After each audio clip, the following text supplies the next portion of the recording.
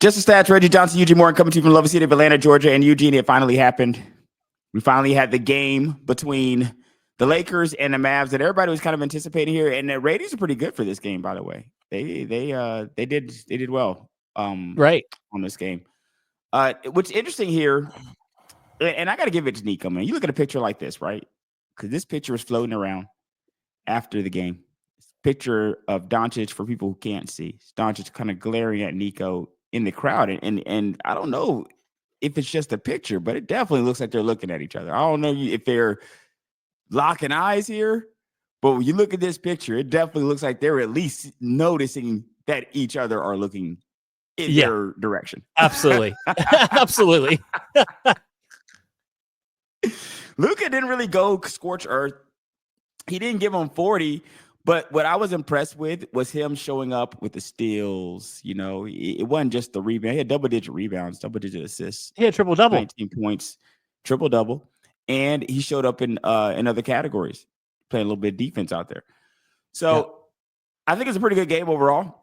The big game that I'm personally looking forward to, I think it's the April 9th game. They have a game in Dallas, but I feel like it's going to be more of that heavy game, you know, returning back to the scene of the crime, so to speak, the team that traded you. What were your thoughts on the game as it played? Good game, too. It was a good game. I mean, I was expecting him to hit 40, but I think he's kind of holding back, you know, and just waiting. I feel like he's waiting just to hit that, to play against the Mavs at home, you know? Right. And I hope he does give him 40 when he gets there, right? That'd be nice. Anything surprise you about the fit? You know, LeBron was running around out there off ball. A lot was to be made about that. They can't play together. This will never work. Both of them need the ball in their hand. And you know what I don't ever like about that? And especially when you have players like Luka and like LeBron, what I really don't like about it is these are two smart players. Yeah, absolutely. And smart basketball players will figure it out, right? Right. They'll figure it out. They've been playing this game all their life. And then they act like they go to another team and just forget how to play. Oh, LeBron, he's here. He needs the ball, and I'm Luka. Now I need the ball. Now I suck now, or LeBron's got to suck. Clearly, one of us aren't going to be good because we both need the ball. No, I've never really got that. You know, I can understand looking at basketball fits on paper and thinking that it may not work. I get it. You know, because you look at a fit, you say, hey, this fit may not work. But what I think that a lot of people do is they don't give these players a chance to figure it out. Give them a chance to figure it out, and let's see. Give them a chance to actually run around on the same floor together. Give them a chance to get practices in together. Give them a chance to see what each other's tendencies are, what they like. You know what I mean? Give them a chance to build organic chemistry. And then we can make the decision, right? Once that chemistry is built and you see them, they've been running around out there a while, you can say, hey, this is not it. Or this is kind of gelling well. And especially you see with these LeBron teams, you've seen this story before, what teams that LeBron is on. Players that tend to come to the team LeBron is on, it tends to be an adjustment period for them. It tends to be an adjustment period for LeBron. It's an adjustment period for everybody because you got a new superstar you're trying to bring in here. LeBron's going to make sure he's still getting you your shots, you know? So it's not a surprise to me that it works. It was a surprise to you to see LeBron running around off ball and looking like he's 25 out there, man. He's smart. He, like you said, he knows, and plus he wants to get into the ring, and this is going to be his best chance. So, and again, we watched him do it in the Olympics. He wanted to be that point forward kind of guy. And let's just face it, he hasn't had. I mean, he's had talented guys, but he hasn't had a Luka guy next to him. Even so, and he's got to realize, look, I can't do this by myself, and why not? Why not? You're right. Why would you even want to? You're right. At your age, you're 40. Why would you want to carry that load? You know? Yeah. So I wasn't shocked. I mean, it makes sense. I mean, if he wants to get another ring, kind of be in that Jordan conversation, you know, and kind of, you know, this would cement him to look, you got Luka, you got that +2 now. I mean, they can make a run. I mean, they still need to figure out obviously the center situation, the rim protector. Yeah, because they got Jackson Hayes. I think so. This is the biggest guy they got there. And by the way, Lob City for him, man, he was catching all kinds of it, throwing all kinds of lobs to him. Right. So, but I mean, he's got to be happy. It's like they've got they got guys that he's like, hey, I've got a guy now, and I don't have to be doing it every night. And you can see it. You can see, like you said, the defensive side of the ball. He's starting to play a lot harder. Yeah, it's going to be fun. And you can already see it. Like, I know Dallas is injured, but they're going the other way, and Lakers are going the other opposite way. They're going up.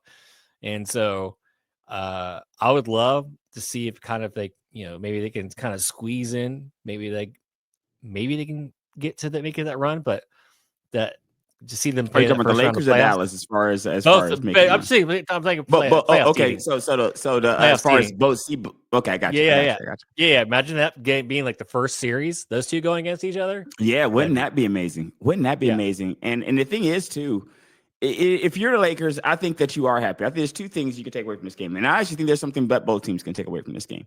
So if you are the Lakers, what you take away from this game is, for one, you saw a microcosm of Showtime. I'm telling you, Luka was running down the court. He threw a pass over his back to Did the you? 3-point line, Yeah. 3-point line for that shot. And when it's just like, oh man, that's Magic Johnson right there. So it's so like Showtime. It's so Los Angeles Lakers like play right there. So I'm thinking, okay, we're seeing what it could be, and this could be going. We could be seeing this for another 5, 6, 7 years easily here.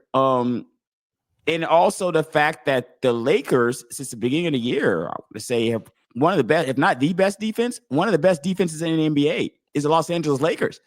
So it's like, and AD wasn't there for a lot of those games that since they've had that ranking. And one of the things I think that people do take for granted when they're looking at a team and they feel it's undersized, which I feel like a lot of people think the Lakers are, because they don't have that big, 7-footer down there that's just in the paint. So a lot of people feel they're undersized, but when you're playing defense in the NBA, there's perimeter defense and the interior defense. So if I can't stop one, I'm sure going to try to stop the other. So if my interior defense is sus, let's say I don't have the bodies to bang around down there, and we're going to let you get into the basket, and we're going to try to stop you, whatever. I would at least have us locking down the perimeter. Like, we're at least going to make sure you're not getting nothing out here. At least we can do that. We can play the other side. So I think that if nothing else, that helps. That's something that the Lakers can take away. They're playing good defense and they're winning games. You see a little bit of that Showtime. You see what could be for the Lakers. If you're the Mavs, you only lost this game by 8 with no AD. With no AD, you only lost this game by 8 points in LA. So I feel like Dallas can be a competitive team. They showed that they can be a competitive team. AD gets back, that's a real competitive team, and I think it's definitely a more even series and or even game. And I'm interested in the April 9th game. It would be so amazing to have AD back, which he's supposed to be back mid-March, by the way. Yeah. But as my Dallas friend said, he might be re-injured again by April 9th. But we're hoping that he actually makes it to April 9th. And my friend in Dallas has no faith in AD's staying healthy. So he was like, yeah, he might be back, but he might be injured again. I'm like, okay, well, April 9th, we get an AD, healthy AD in Dallas, right? That's what we want to see. That's what we want to see. The teams as envisioned versus each other. What are your thoughts on that? Yeah, I mean, it's still gonna. I mean, yes, it'll be competitive, but you just don't. I don't see this as they're not a championship team. They're not any better. I don't think they got better. They're not. Again, they're not in that top 5 conversation anymore. Top 6. I don't think they're just not. With no Luka, basically, what you're saying. You said with no Luka. Well, AD. I think the problem is AD just doesn't play. Right? He's not present. Eugene, not present. Yeah. Not present at all. And that's kind of in his thing since he's, correct. I mean, he's a Hall of Famer. He's a champion. He's a great defender, but bro, he can give you like 50 and 20 when he's healthy, bro. He can give you, he's a absolute beast. He can give you 50 and 20. Yeah. He's not healthy. And then you see Luka looks like he just got the swimsuit diet or whatever he did. He already looks thinner. The pictures that are coming out. No, that's that revenge diet, bro. Here's what happens, man. Your ex dumps you, okay? So here's your ex, they dump you, and you see they're happy with the new guy, right? They just got the new guy there, and they're happy. They're taking that guy all around the city, and you can't take it, man. You're like, you know what? I'm going to the gym. I'm going to get back into shape. I'm going to show them what they're missing over there. And I think that process has started for Luka. He has started the revenge body process. Oh, yeah. You know what I mean? He started it, and he looks better. And then it's like, And you're right. It's like he didn't. I mean, obviously he's still working himself back in, but I mean, you don't want the guy getting a triple double against you the first night, the first against your team, and then he just hits that ridiculous 3-pointer, and he's throwing, like you said, like throwing balls behind his head, and just like Correct. you're just looking like he's looking like an all NBA player, like he always has been. So yeah, it's just if you're in the Mavs, and then all the hit pieces coming out against Luka, it's just No, that was a all little bit these things. sloppy to me. It's all That's a little sloppy. sloppy. Like you already made the trade. All that after talk was unnecessary to me. I was trying to Yeah. what it reeked up to me is trying to make your case to the city. You saw what the Yeah. city had an extremely Mhm. negative reaction to you. So you try to come out, make the case. Oh, they're being difficult. You know how these teams do. They want to Yep. they want to separate themselves from any kind of culpability for the decision. Right. And that's like, and we see this all the time, right? Player gets traded, like everyone's holding those pieces, like all the reporters, but the thing is, it didn't come out right away, and now it's coming out later than what usually when a guy gets traded, that heat piece usually comes out right away. Oh, this person was rude Yeah. to whoever, the Mm-hmm. staff, or he did this, but it took a minute for all these pieces to come out, and now they continue to come out, and it just unfortunately, it makes him look better. It makes Luka look better, and it just makes them look just more incompetent. And it's like, oh, and now you keep doing it, and it's like, and you can see how distraught he was.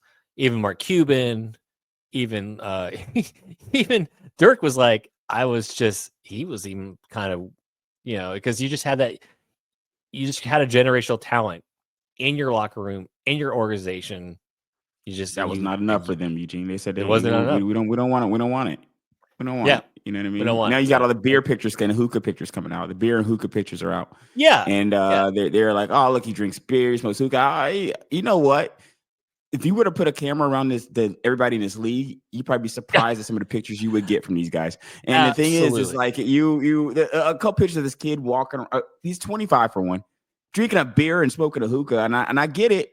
I get it. You want him to take better care, but I also get if you're him and you're saying I literally led in every statistical category in the finals. Yeah, I'm drinking my beer. Then I'm yeah. drinking my beer. Right. I'm I drinking led my in beer. every statistical category, bro. I'm gonna drink my beer. I'm gonna hit my hookah. Yeah. But Yes. we'll see what happens here. Now let's go to a really intriguing situation here, and a much worse situation. Let's go to Joel Oh Embiid and God. discuss the nightmare situation that the 76ers are in. So they owe $55.2 million for the 2025-2026 season to Joel Embiid. Now, Joel Embiid will own over 33.6%. Now, let me say that again.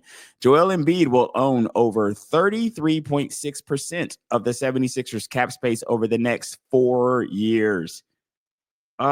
He has played in just 19 games this year and 39 games in 23-24. So since the last year, that's 58 games in about 2 years.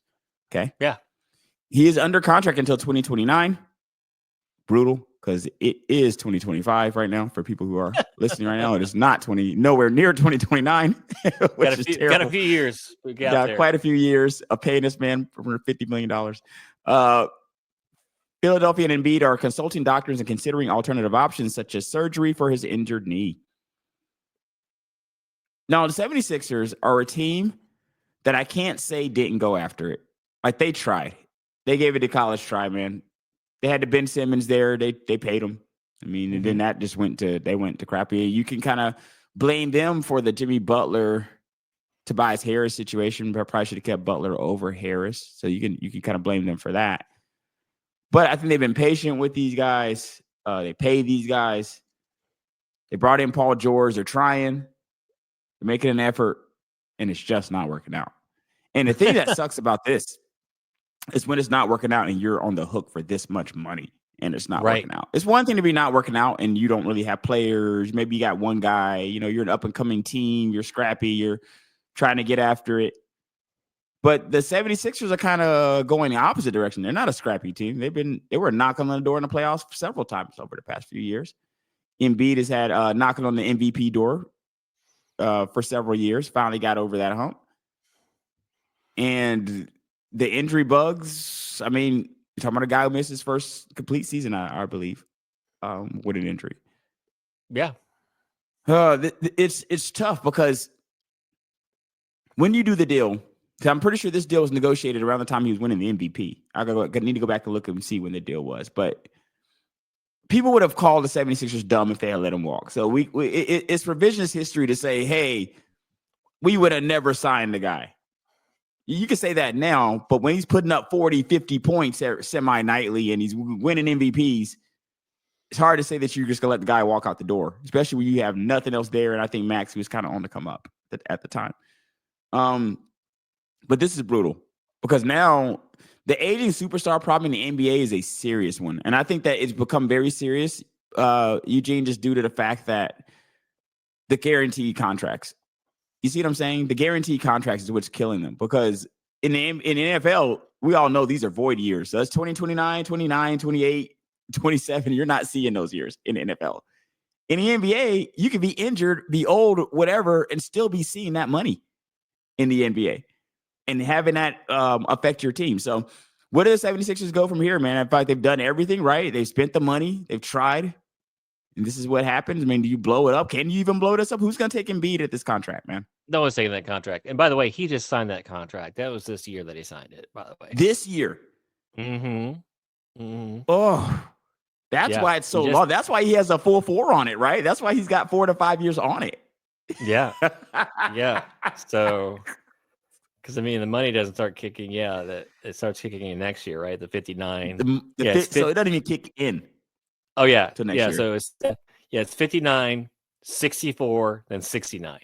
That's what you got for the next 3 years. Let's say those numbers again. So he has 55 next year. Then he goes to 59. No. It's 59 next year. It's 59. Next year. So he's gonna make almost 60 million. Yep. Next year. Yeah. Okay. 64, then 69. What's interesting here is just looking at I mean, I don't Maxey. I'm looking at now just our timeline, right? Because Maxey's pretty young. Yeah. Paul George was a win now move. But he's now injured. So I mean, you can't even so you've got 2 guys that are just like that's the thing. When you sign those 2, when you sign Paul and you sign him, you did this Embiid contract extension. You're expecting, and when you sign Paul to the extra year, you're expecting to compete. And like on paper, we even said like this team looks like a legitimate contender. But then you have to look. Then you look everything on paper, and now it's all coming in. Now it's all like, oh, Embiid's injured, Paul George's injured. They're in and out of lineup. And even when Embiid's playing, he doesn't look like Embiid. It's like, oh, he just looks bad. Like just get him out of there. It's like I don't understand why are you playing this season at all? What's the point? I think you just shut him down at this point. Wow. Well, I mean, right? I mean, what's like you're in 10th or like you're a playing series, maybe playing game, but what's the use in that, you know? Well, I just looked at something here, Eugene. Mm-hmm. I looked at something here. As I analyzed looking at those numbers that you were talking about, which are terrible for the 76ers, by the way. As I analyze this, so the $55.2 million that we're showing on the screen, okay, is what he is going to make for next season. So that money, that new money, that contract that you said he signed this year, doesn't even kick in till 26, 27. Yeah. Doesn't even kick in at 26, 27. So 26, 27 is when he's going to get that 59. 27, 28 is when he's going to get 64. Player option for the 69, which, spoiler alert, guys, he's going to pick that up. He's picking that option up, guys. Breaking news right here. We like to break news on this podcast. Years early, man. We break this years early. We're ahead of the curve. He's going to pick that option up, bro. Not unless he gets miraculous. So here's the only way he doesn't pick that option up, Eugene. Yeah. 26, 27, he gets miraculously healthy. He plays 26, 27 and averages like 28, 30. He plays 27, 28, does the same thing. Mm-hmm. He would have to do that both those years. He had to do 26, 27 like that, 27, 28 like that, just to have a chance to say, I might walk away from that player option 28, 29 for like a 3-year or something. You know what I mean? A 3-year deal somewhere. That is terrible. That is terrible. When we look at that money, That is about $200 million there. He has 192 guaranteed. The average annual on that is 64. Yep. Is the average annual on that. And the guy has played in the average about 29 games a season over these past 2 years. Yeah. That is brutal. Yeah. It's brutal, man. Right. The first 2 years he didn't play because of the injury, right? Which is fine. You don't want. He's 21. He was 21 or 20. And you probably feel like you got the whole life ahead of you at that point from a team standpoint, right? Exactly. Yeah. You're okay. He's young. These are the injured years, whatever. Rookie year contract. We're not really worried about that. But yeah, a 9-year career. He's only played in 452 games. 452 in 9 years. Okay, so 9 years. So 9 years. That 7 something. It's gonna be 700 something games that he should have played in. Yeah. Let me see. Let's go 9 by 82, guys. Let's go ahead and get to 738. Yep. So out of 738, you said he played in how many games? 452. 452. Okay, a little over 500. Look, about 60%, roughly. Yeah, 60% of the game. It's about 40%. But you're getting 100% of the check, though. Right? You're getting 100% of the $55 million that you were scheduled to make this upcoming year. You're going to get 100% of that $192 million extension that you signed. You're going to get 100% of it. Isn't that incredible? That's incredible to me. That's incredible. It's incredible that the NBA hasn't done something about this.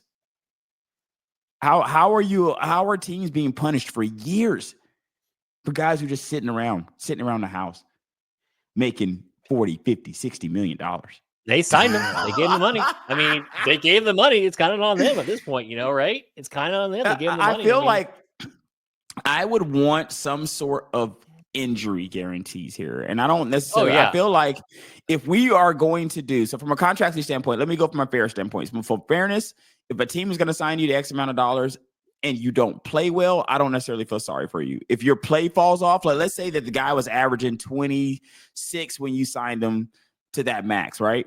But you signed him to the max and now he's giving you 17. I'm not going to feel sorry for you. It is what it is. His play has fell off. It is what it is. Where I do feel sorry for you is when you pay $50 million and the guy's not even present. The guy's not even showing up. The guy's not even there. And that is where I'm like, there's got to be, you can't tell me there's no middle ground between not being there at all and $55 million. You can't find somewhere in there to settle that will make sense for both people. And I think there is answers in there that make sense for both. There's no way. There's no way, because these guys are literally doing half the job and getting paid exorbitant amounts of money that is having a negative effect on your team. It's not just your presence not being there. The money you're making is having a negative effect on your team. You know what I mean? So not only are you not there, the team is being penalized because you're not there. Yeah. Yeah. In multiple ways, Yeah.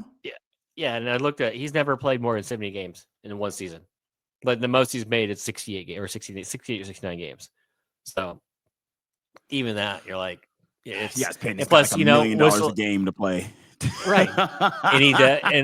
And big men don't age well, right? He's 30 right now. No, not at all. And not at all. These are just going to be, I think it's going to go down. It's like, we're going to look at him go, I think in the rest of his career, we're going to look at him go, it's going to be the what if guy. What if these things happen to him? I just think that's where we're going to be with the rest of his career.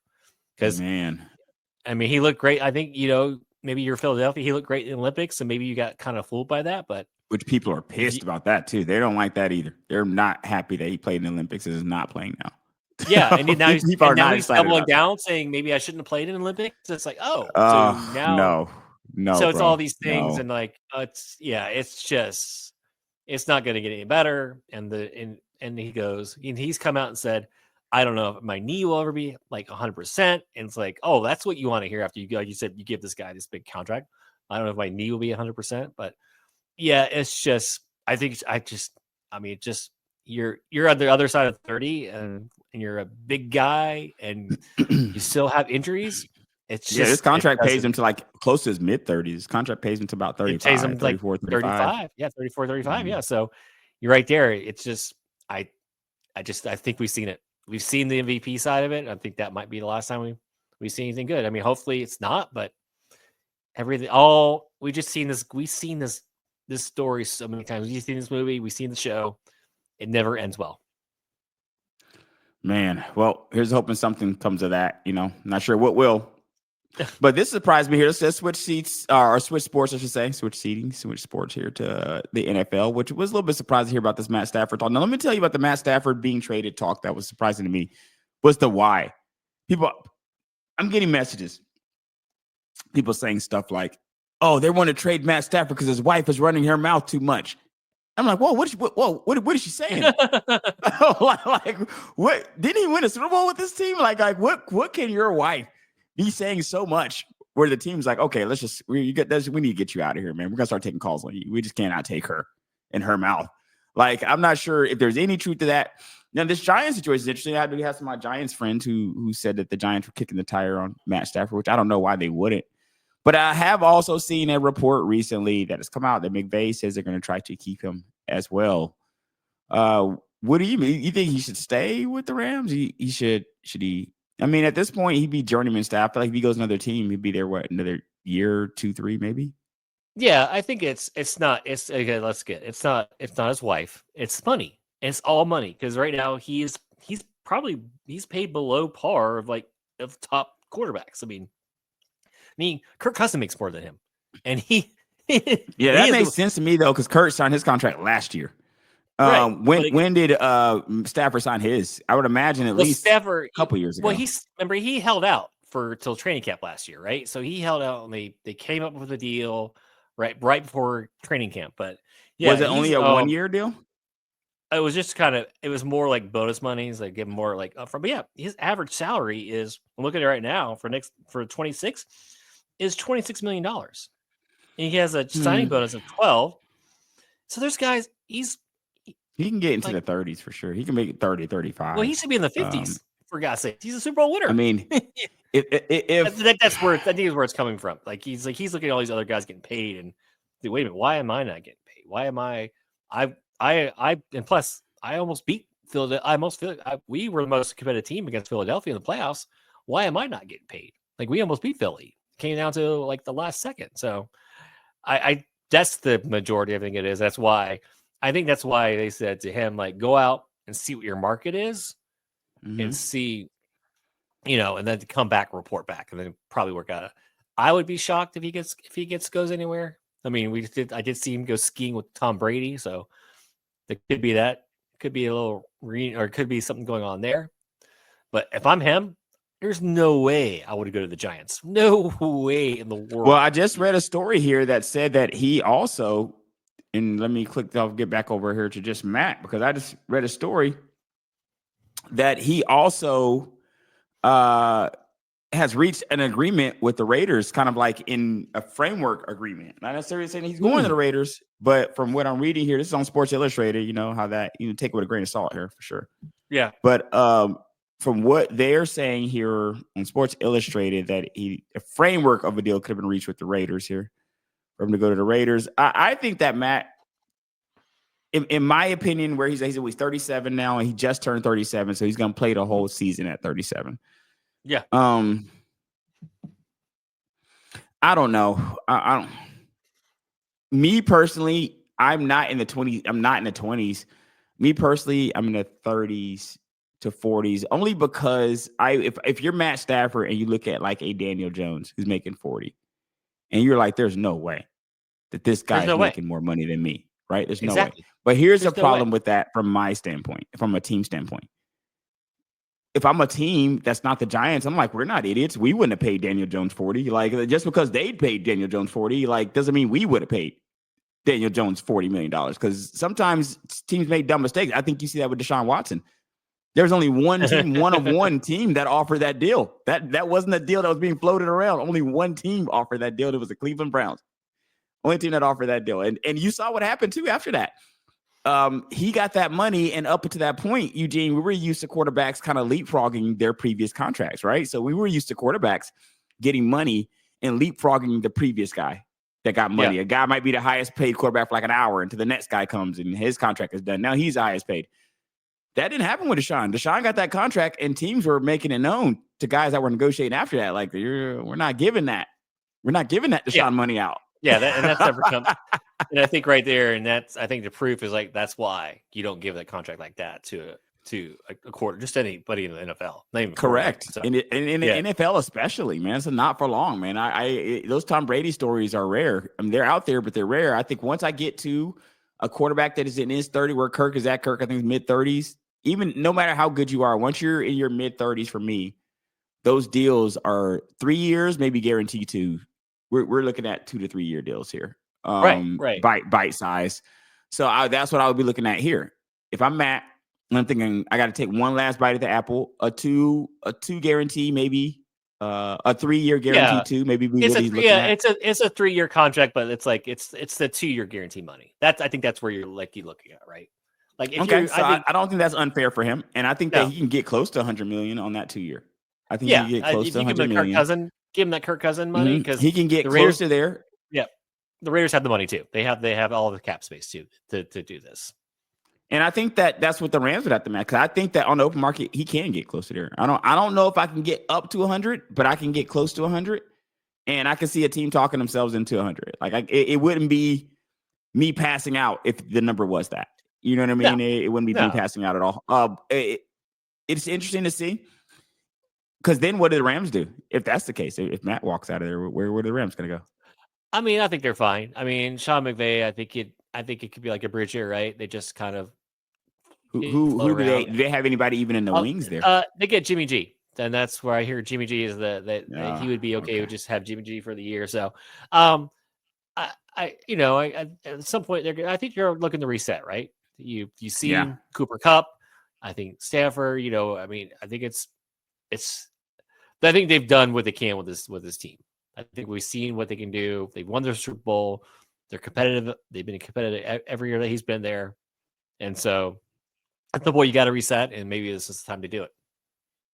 Unfortunately, there's not really a quarterback in the draft, and they're not drafting high anyway. But, you just take I don't know. If I have Sean, I think I'm okay. I'll figure it out next year. We will leave it there, Mr. Morton. This is Just a Stats. Check us out. Search iHeartRadio, Google Podcasts, Apple Podcasts, Spotify, wherever you find your podcasts. And see you next time, ladies and gents.